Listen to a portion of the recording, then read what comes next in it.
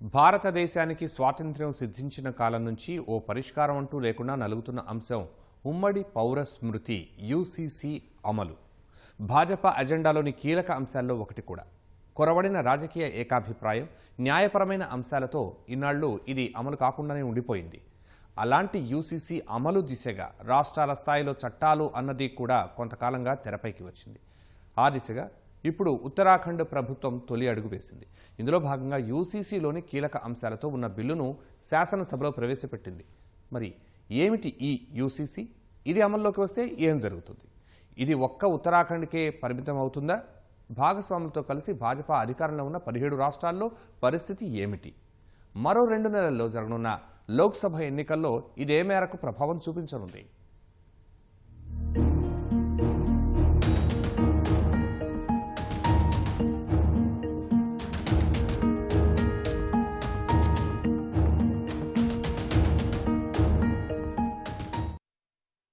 మతాలకు అతీతంగా పౌరులందరికీ ఒకే తరహా వివాహం, విడాకులు, భూమి, ఆస్తి, వారసత్వ చట్టాలను వర్తింపచేసేందుకు వీలు కల్పించే ఉమ్మడి పౌరస్మృతిని అమలు చేసి తీరుతామని గట్టిగా చెబుతూ వస్తున్న ఉత్తరాఖండ్లోని భాజపా ప్రభుత్వం ఆ దిశగా కీలక అడుగు వేసింది.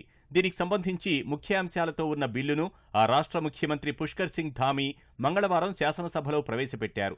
బుధవారం ఇది సభ ఆమోదం పొందింది. ఈ బిల్లు ఆమోదం కోసమే శాసనసభను ప్రత్యేకంగా 4 రోజుల పాటు సమావేశపరిచారు. స్వాతంత్ర్యం తర్వాత యూసీసీ బిల్లును అసెంబ్లీ ఆమోదించిన తొలి రాష్ట్రంగా ఉత్తరాఖండ్ నిలిచింది.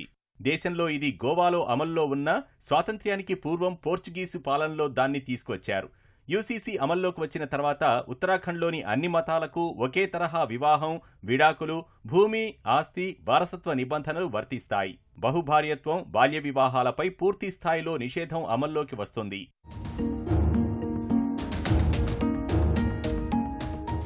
ఉత్తరాఖండ్ ప్రభుత్వం శాసనసభలో ప్రవేశపెట్టిన ఉమ్మడి పౌరస్మృతి బిల్లులో పలు కీలక అంశాలు పొందుపరిచారు. అన్ని మతాల్లోని బాలికలకు ప్రామాణిక వివాహ వయసు, విడాకుల కోసం ఏకరీతి పద్ధతి వంటి ప్రక్రియలు ఉన్నాయి. విడాకులు లేదా భర్త మరణం తర్వాత ఇస్లాం మహిళలు తప్పక పాటించాల్సిన హలాలా వంటి పద్ధతులపై ఈ బిల్లులో నిషేధం చేర్చారు. అయితే మతాల వారీగా వివాహ సంప్రదాయాల్లో మాత్రం మార్పులు చేయలేదు. సప్తపది, నిఖా, ఆనంద్ కరాజ్ వంటివి అమల్లో ఉంటాయి. ఇక సహజీవనాన్ని నమోదు చేయకుంటే 6 నెలల జైలు శిక్ష, 25,000 రూపాయల జరిమానా విధిస్తారు. సహజీవనంలో జన్మించిన పిల్లలకు చట్టబద్ధమైన హక్కులు సంక్రమిస్తాయి. 21 ఏళ్ల కంటే తక్కువ వయసున్న యువతీ యువకులు సహజీవనం చేయాలని భావిస్తే తల్లిదండ్రుల అనుమతి తప్పనిసరి. అయితే నైతికతకు వ్యతిరేకంగా ఉన్న సహజీవనాన్ని రిజిస్టర్ చేయరు. ఈ ప్రక్రియను ప్రారంభించాలని భావిస్తున్న ఇద్దరిలో ఒకరికి వివాహం జరిగినా, మైనర్ అయినా రిజిస్టర్ను నిరాకరిస్తారు. సహజీవనం దరఖాస్తులో ఏమైనా అనుమానాస్పదంగా ఉంటే రిజిస్ట్రార్ పోలీస్ విచారణను కోరవచ్చని బిల్లులో పేర్కొన్నారు. గిరిజనులను ఈ బిల్లు నుంచి మినహాయించారు. మత మార్పిడులు జరిగితే ఇరువురి అంగీకారంతో జరగాలనేటువంటి నిబంధన కూడా ఉంది. మరొక వైపు లీవింగ్ రిలేషన్షిప్లో ఉండేటువంటి వాళ్ళు ఎవరైతే ఉన్నారో వాళ్ళు చట్టబద్ధంగా రిజిస్టర్ చేసుకోవాల్సినటువంటి ఆవశ్యకత ఉంది. ఇల్లీగల్గా లీవింగ్ రిలేషన్షిప్లో ఉండి పిల్లల కంటే నేరంగా భావించేటువంటి పరిస్థితి ఈ చట్టం ద్వారా కల్పించబడింది. మరొక వైపు పెండ్లి వయస్సును పురుషులకు 21 సంవత్సరాలు, మహిళలకు 18 సంవత్సరాలు తప్పనిసరిగా చట్టం చేకూర్చింది. దీని ద్వారా కొన్ని ప్రయోజనాలు ఉన్నాయని చెప్పవచ్చు. అయితే మరొక వైపు దీని ద్వారా గతంలో అంటే కొన్ని సంవత్సరాల పాటుగా వస్తున్నటువంటి ఆచారాలు ఏవైతున్నాయో ఆ ఆచారాలను విస్మరించడం జరుగుతుందని కొన్ని మతాలు ఇక్కడ తెలియజేయడం జరుగుతూ ఉంది. వాస్తవానికి కొన్ని గిరిజన తెగలలో అనాదిగా వస్తున్నటువంటి, తరతరాలుగా వస్తున్నటువంటి వారి సంస్కృతి ఏదైతుందో దానికి ఆటంకాలు కలిగిస్తాయనేటువంటి భావన ఉంది. యూసీసీ బిల్లును ఉత్తరాఖండ్ ప్రభుత్వం ఇప్పుడు అసెంబ్లీ ముందుకు తీసుకువచ్చినా రాజ్యాంగాన్ని రాసిన కాలం నుంచి ఇది భారత రాజకీయాల్లో నలుగుతున్న అంశం. ఆ చరిత్ర గురించి తెలుసుకునే ముందు అసలు ఉమ్మడి పౌరస్మృతి గురించి నిక్షిప్తంగానైనా తెలియాలి.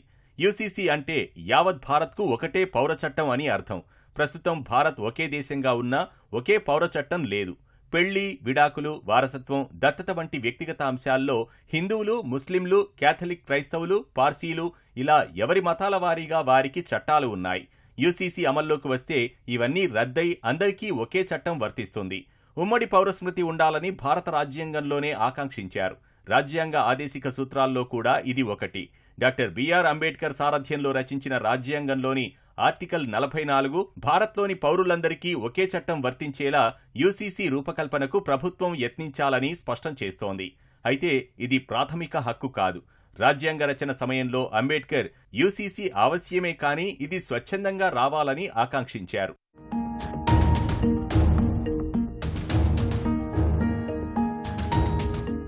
స్వాతంత్ర్యం తర్వాత యూసీసీ పలుమార్లు చర్చకు వచ్చినా అమలు దిశగా అడుగులు పడలేదు. అయితే 1985లో షాబానో అనే ముస్లిం మహిళా కేసుతో ఇది చాలా బలంగా తెరమీదకు వచ్చింది.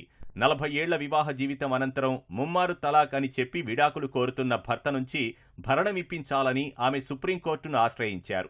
ఈ కేసు విచారణ సందర్భంగా సుప్రీంకోర్టు తీవ్ర వ్యాఖ్యలు చేసింది. వివిధ చట్టాల్లోని వివక్షను తొలగించి జాతి సమగ్రతకు దోహదం చేసే ఉమ్మడి పౌరస్మృతి గురించి వివరిస్తున్న ఆర్టికల్ 44ను మర్చిపోవడం దారుణమని వ్యాఖ్యానించింది.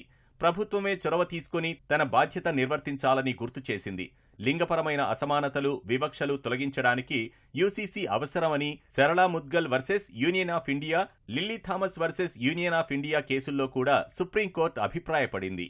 ఆ సమయంలో ఇది రాజకీయంగా దేశమంతా చర్చనీయాంశంగా మారగా అప్పుడప్పుడే ఎదుగుతున్న భాజపా దీన్ని ఒడిసిపట్టుకుని అమలు చేస్తామని మేనిఫెస్టోలో సైతం చేర్చింది.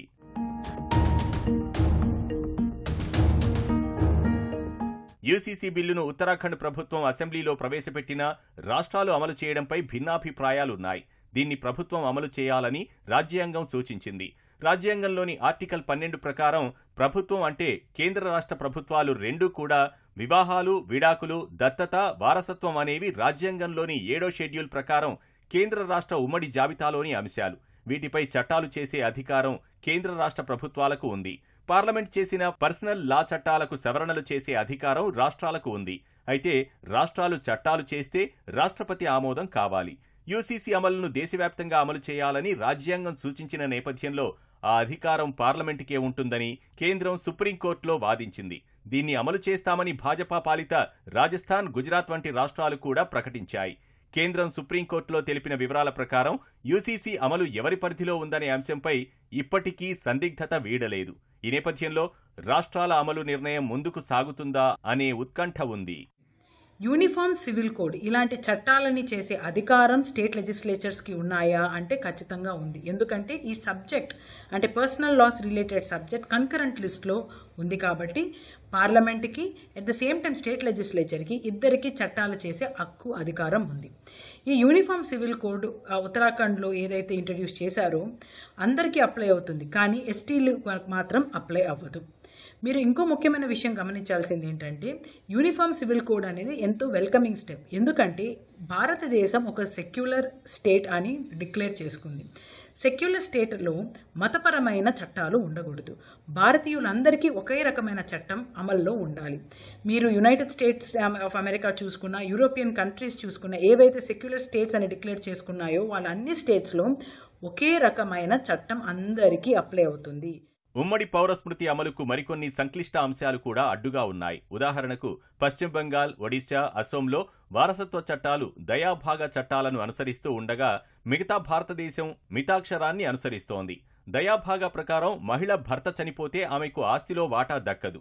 ఇది మహిళల సమానత్వ హక్కును హరించేలా ఉందనే వాదన ఉంది. ఇక ఈశాన్య రాష్ట్రాలు సహా దేశంలోని కొన్ని ప్రాంతాల్లో గిరిజన తెగల్లో మహిళలపై వివక్ష చూపేలా ఆచారాలున్నాయి. ఇలాంటి వాటిని రూపుమాపేందుకు కూడా ఉమ్మడి పౌరస్మృతి అవసరమని పలువురు సామాజికవేత్తలు కోరుతున్నారు. అయితే మహిళలపై వివక్షను తొలగించేందుకు ఇది మంచి నిర్ణయమే అయినా వారి ఆచారాలను కాదని దీని అమలు సాధ్యమేనా అనే వాదన కూడా ఉంది. 2023 జూన్లో కూడా ఉమ్మడి పౌరస్మృతి అమలు అంశం చర్చకు వచ్చింది. ఈ అంశంపై ప్రజలు, మత సంస్థలు సహా దీనితో సంబంధం ఉన్న అన్ని వర్గాలు, మత సంస్థల నుంచి 22వ లా కమిషన్ సలహాలు, సూచనలు స్వీకరించింది. నెల రోజుల్లో 46 లక్షల అభిప్రాయాలు వచ్చాయి. ఆ తర్వాత ఈ అంశంపై మళ్లీ కదలిక లేదు. అంతలోనే ఉత్తరాఖండ్ ప్రభుత్వ నిర్ణయంతో ఇది మళ్లీ తెరమీదకు వచ్చింది. అటు కేంద్రంతో పాటు దేశంలోని 17 రాష్ట్రాల్లో సొంతంగా లేదా భాగస్వామ్య పక్షాలతో కలిసి భాజపా అధికారంలో ఉంది. లోక్సభ ఎన్నికలు ముంచుకొస్తున్న వేళ భాజపా పాలిత రాష్ట్రాలు యూసీసీ అంశం మరోసారి తెరమీదకు తేవడం ప్రాధాన్యత సంతరించుకుంది. తాము అధికారంలో ఉన్న రాష్ట్రాల ద్వారా ఈ అంశాన్ని ప్రజాబాహుళ్యంలో చర్చకు ఉంచి ఎన్నికలకు వెళ్లాలని భాజపా వ్యూహంగా భావిస్తున్నారు. కేంద్రంలో రెండోసారి అధికారంలోకి వచ్చిన తర్వాత తమ ఎజెండాలోని అత్యంత కీలకమైన ఆర్టికల్ 370ని రద్దు చేయడం సహా ఇటీవలే అయోధ్యలో రామమందిర ప్రాణప్రతిష్ఠను కూడా భాజపా పూర్తి చేసింది. ఇక పౌరసత్వ సవరణ చట్టాన్ని త్వరలో అమలు చేస్తామని కూడా హోంమంత్రి అమిత్ షా సహా పలువురు మంత్రులు ప్రకటించారు. ఈ నేపథ్యంలో ఈ అంశాలకు యూసీసీని కూడా ప్రచారంలో జోడించి భాజపా లోక్సభ ఎన్నికలకు వెళుతోందేమో అనే చర్చ ప్రారంభమైంది.